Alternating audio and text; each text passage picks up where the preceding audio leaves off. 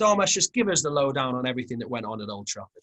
Okay, let's quickly go through them. Edinson Cavani joins Manchester United on a one-year contract, having been without a club since his release from Paris Saint-Germain at the end of last season. The deal does come with an option of a further year, as is Manchester United's way when they sign players. Cavani's 33. We shouldn't forget he's been one of the most prolific goal scorers in European football in recent seasons, scoring 200 goals in 7 seasons at PSG. No doubt United will be hoping he saved a few for Old Trafford. He's been joined at United by the Brazilian left-back Alex Telles. He's arrived from Porto. The fee is £15.4 million. He signed a 4-year contract, again, with an option of a further year. Another player that has joined is the young winger, Facundo Palestri. Now, he's 18. He's from Uruguay, and he's joined from Penarol on a 5-year contract. Guess what? With the option of a further year. He's played 37 times during his career so far, scoring 2 goals, but looks like he's one for the future. And before I bring Raphael in on that, there was someone else arriving in January as well? Yeah, this one did come as a surprise towards the end of the night on deadline day. It was actually the biggest deal of them all as well, if you look at the price. United have reached an agreement with Italian club Atalanta for their winger Hakim Diallo. He'll arrive, as I said, in January. United will pay £37.2 million. That includes all of the add-ons for Diallo. It remains subject to Diallo passing a medical, agreeing personal terms, and then being granted a work permit. All 3 of those issues not thought to be a problem. He's only made 3 appearances in Serie A, totaling 30 minutes of senior football. This has been something that Manchester United scouts have been looking at for a little while. Last season, though, he showed great promise in the youth team at Atalanta, scoring 7 goals and 11 assists in just 24 games. Big outlay, though, you'd have to say, for a player that hasn't played too much senior football. They'll be hoping he can make an impact when he arrives in a couple of months. I just wonder, given the profile and the age of the player, if United have got high hopes for him, you wonder if that means the Jadon Sancho deal is off for good, whether they actually will go back in for him. Yeah, interesting point there. Raph, what's your thought on that, Diallo? Well, I mean, I'd be lying to tell you if I told you that I'd seen plenty of his football. I think it's a buy that doesn't really have anything to do with the deadline as such. This is someone that I think United have earmarked as a potential player. He's still not ready.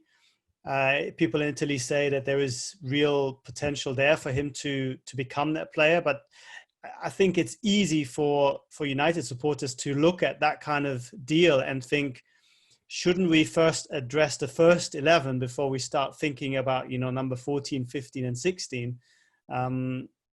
It's difficult to make a decision whether United are doing what's right, which is to kind of think a little bit more ahead with this kind of deal, or if they're wrong because there are more pressing issues that they might have been able to deal with. So I'm a little bit torn on their policy as a whole in that respect. Yeah, do you get what Raf is going on about there, Dharmesh, with the sort of the whole policy there for with regards to that signing? Yeah, I do.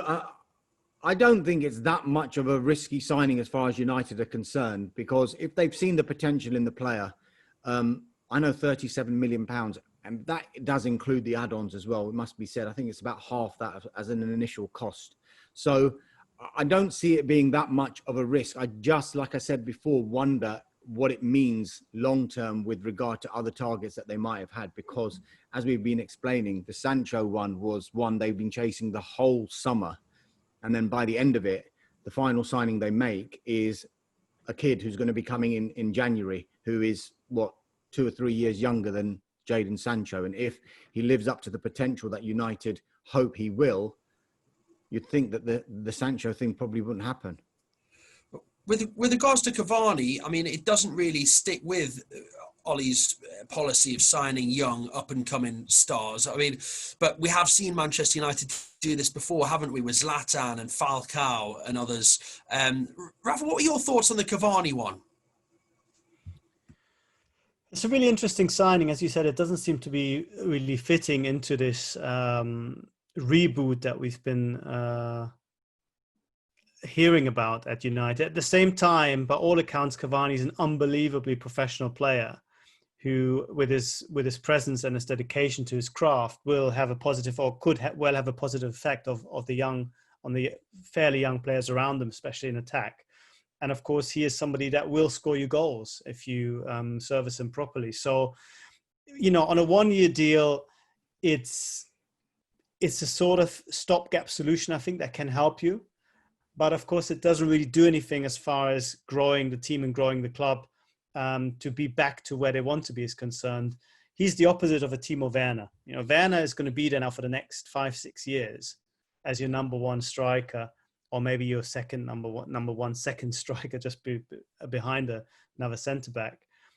With Cavani, you know that even if he does incredibly well, you then still have to go back to the market to find the next Cavani.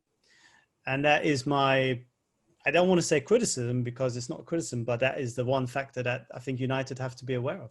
It's a really good point that we had Harry Redknapp in here yesterday, and he was sort of saying, Dharmesh, that, for him, it was a bit underwhelming, the whole Cavani arrival. And, I spoke to him a little bit actually as we made our way out of the building together late on last night, me and Harry, and he was talking about Cavani is still on the way out. He was just, wasn't sure. I mean, Harry was someone who would often go and pluck an aging forward out. We saw it do many times, didn't we, with the likes of Jermaine Defoe? But it surprised me that he was sort of questioning that Cavani move, and maybe it's just because it's Manchester United. One thing I would say, Pete, is if this goes back to Manchester United's planning, and Manchester United at the beginning of the transfer window, would it ever have been in Manchester United's plan that on deadline day of the summer transfer window, this is not the winter transfer window, this is a 3-month window, would it have been in their planning that on the final day of the transfer window, they would be bringing in a 33-year-old striker on loan? I can't imagine that was one of the things when they sat round the table at the beginning of that window, when they were talking about Sancho, when they were talking about Telles perhaps, when they're talking about, are we going to bring in a centre half? Do we need to bring in a holding midfielder? It can't have come up. Right, I've got an idea. Let's bring in a 33-year-old who hasn't played hardly any football for 7 months, and let's bring him on loan. Can't imagine that would have been in the plan.